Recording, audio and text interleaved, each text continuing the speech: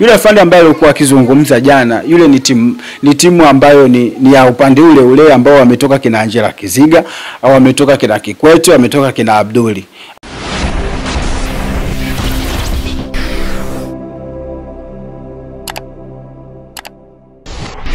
Habari gani ndugu wa Tanzania wenzangu, mlio ndani ya Tanzania na wale ambao mko nje ya Tanzania.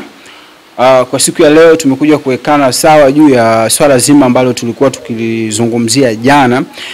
Ni swala la Captain Tesha, ambapo mjadala umekuwa mwingi mtandaoni. Taarifa za baadhi ya tunazozipokea zinasema kwamba kuwa yeye bali ilikuwa ni akili mnemba, na taarifa nyingine tunapokea kwamba ni kweli ni Captain Tesha mwenyewe kama Captain Tesha ambaye dume la madume. Alafu pia taarifa ambazo tunazozipokea nyingine tunaambiwa kwamba kama alivyokuja kusimama mzungumzaji wa ambaye alipewa kuzungumza jana, ambayo ni kutoka jeshini, yeye alisema kwamba kwa taarifa yake aliyoizungumza, alizungumzia kwamba kuna baadhi ya wanajeshi wanajihusisha na masuala ya kisiasa, na kuna wengine ambao wameshatolewa kutokana na hujuma tofauti za kikazi, kwa hiyo wametolewa kazini, lakini pia nao wanajihusisha na masuala ya kisiasa. Kwa hiyo sasa hapa tunapokuja kuzungumzia kwa siku ya leo, tunakuja kuangalia kwamba ina maana kwamba ndani ya jeshi letu pia inavyoonyesha kwamba kuna migawanyiko mingi. Kwa takriban kwa mazungumzo yake ambayo mimi nimepata kuyaelewa, ni kwamba amezungumza mgawanyiko wa kwanza ambapo kuna wanajeshi ambao wanatumika kisiasa, ambao nao wapo kwa ajili ya kuwalinda wanasiasa hapa nchini, na pia kuna wale ambao wapo kwa ajili ya wananchi. Kwa mazungumzo ambayo pale, kama utakuwa ni mtu mwenye kuelewa ile hotuba yake wakati anaihutubia kwa muda mchache aliochukua, tunapata kuelewa kwamba wapo wanajeshi wanafanya kazi kwa ajili ya maslahi ya nchi yao pamoja na wananchi ambao wapo katika hii nchi.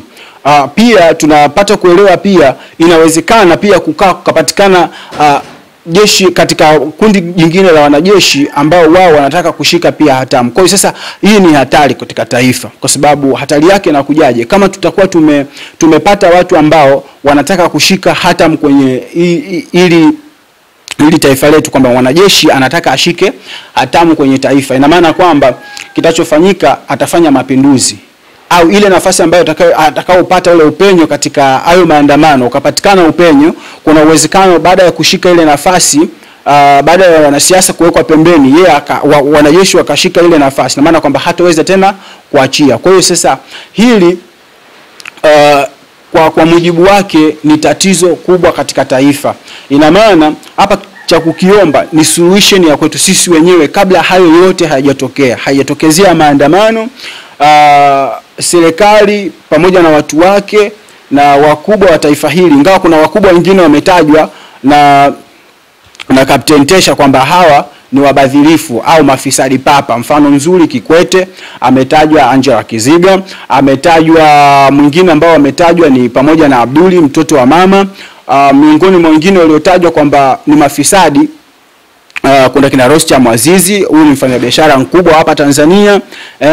Kwa hiyo miongoni mwa watu ambao wametajwa wote ni wakubwa wa hili taifa. Kwa hiyo sasa hapa kuna mtihani katika kulijenga taifa, kwa sababu kama anatajwa mtu ambaye kabisa ni mstaafu, ambaye ana uwezo wa kukaa na sisi wananchi pamoja, akakaa na rais, tukaweza kupata kitu ambacho tunachokitaka sisi, ili kuweza kuileta amani ambayo ni ya kudumu katika hili taifa. Lakini pia kuna matatizo mengine ambayo yanajitokeza kwamba wale wanaozungumza ukweli wanaonekana kama ni wachochezi katika hili taifa. Kwa hiyo huu ni mtihani ambao tunao kwenye hili taifa, ila kinachotakiwa hapa, hayo yote, sauti zote zinazosikika na zitaendelea kusikika, ni sauti za wananchi ambao wanaohitaji haki, ambao wanahitaji amani ya kweli. Hata kwenye uongozi tunaona kwenye serikali nako kinachoendelea ni kwamba hata wao hawataki amani. Kama kweli wanataka amani ambayo idumishwe kweli amani, basi ni lazima watakaa chini pamoja na wananchi wakaweza kutekeleza yale ambayo yanayohitajika na wananchi kabla hatujaharibikiwa. Kwa sababu tunakokwenda kwa yale ambayo yamezungumzwa jana na Captain Tesha ni mazito, na inawezekana sisi ambao tunaambiwa kwamba yeye ilikuwa AI, lakini kiuhalisia kwamba haikuwa AI. Kiuhalisia ni kwamba tunaletewa tarehe, kwa sababu yeye mwenyewe alisema kwamba atarudi tena kabla ya tarehe 29, kabla ya siku ya maandamano ambayo yametangazwa na kabla ni siku ambayo ya uchaguzi ambayo imetangazwa na taifa, atarudi tena. Na yeye anadai kwamba hata huo uchaguzi wenyewe hautambui. Kwa hiyo sasa hapa katika huu mpasuko ulioingia huko jeshini, hili ni tatizo jingine, kwamba kuna wanajeshi wao wapo pamoja na serikali, na mpaka kuna wanajeshi wengine wanajinasibisha kabisa, wanasema kwamba wao wanachama chao ni CCM. Huu ni mtihani.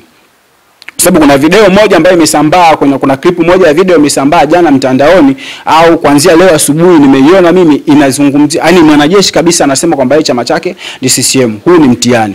Kwa sababu kama mwanajeshi anafikia hatua kabisa ya kuzungumza kwamba yeye yuko CCM, ina maana kwamba hayuko kwenye upande wa wananchi. Na jingine ambalo labda tu nizungumze na wananchi wenzangu. Yule afande ambaye alikuwa akizungumza jana, yule ni timu ambayo ni ya upande ule ambao wametoka kina Angela Kiziga, au wametoka kina Kikwete, wametoka kina Abduli. Kwa sababu yule mwanzoni alikuwa ndio wale ambao walikuwa wakimlinda Magufuli. Na maana mpaka anafikia Magufuli kuondoka duniani, yule bwana bado yuko naye. Kwa hiyo sasa yeye anajua yote na kila kitu anajua kuhusiana na kifo cha Magufuli na mambo mengine. Kwa hiyo sasa ninavyoona kwamba hata yeye mwenyewe yupo kwenye timu hiyo, kwa hiyo hautaweza kupata zima ambalo lenye kueleweka. Na ndio maana tunaambiwa kwamba aliyezungumza Afande Tesha yule ni nani? Yule ni AI. Lakini ukweli haikuwa AI, na taarifa zinasema watu wameshaingia huko, wamedukua, wamegundua kwamba sio AI, ni mwenyewe kabisa. Na yeye mwenyewe alikuwa anasema yuko tayari hata kufanyaje, hata kufa. Kwa hiyo sasa, ndugu wananchi wenzangu, wa Tanzania wenzangu, popote pale mlipo, shime lengo ni kulijenga taifa letu. Kwa hiyo tunasihi viongozi wetu na tuwafanye tuwe pamoja na viongozi wetu katika masuala mazima ya kujenga na sio kubomoa. Kwa sababu viongozi kama mnatangaza amani, basi iwe ni amani kutoka ndani ya mioyo yenu, kwamba bana amani inapotakiwa, basi hata mimi kujiondoa au kuondoa uhai wangu hiyo iko tayari, iliradi wengi waishi kwenye kwenye amani. Au kujiondoa kwa maslahi ya taifa ni jambo ambalo liwe kwako ni la msingi, ili iweze kupatikana amani ya kweli na maendeleo ya kweli kwenye taifa.